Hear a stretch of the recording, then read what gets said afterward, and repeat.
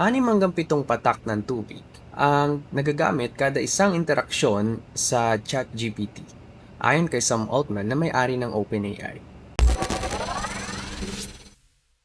Kaya kung magtatanong ka, sagutin mo nga tong assignment ko na 'to, isang patak o anong gagamitin ko sa tinola, sayote o papaya, isang patak.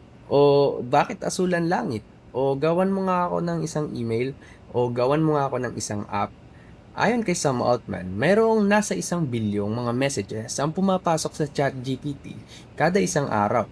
At ang ChatGPT ay isa lamang sa mga major AI companies sa mundo. Nandyan ang Gemini ni Google, nandyan ang Claude ni Anthropic, at nandyan ang DeepSeek ng China, at marami pang iba. Isa lang ang ibig sabihin nito, ang AI revolution ay isang uhaw na sistema.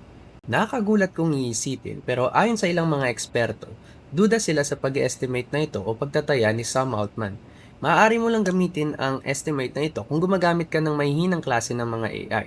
Pero kung gumagamit ka ng mas malalakas na model tulad ng GPT-5 or Gemini 3, at alimbawa ay nagpatulong ka sa paggawa ng isang email at meron kang mga nasa 10 hanggang sa 50 mga tanong, ay maaari kang kumonsumo ng humigit kumulang 500 milliliters ng tubig o isang bote.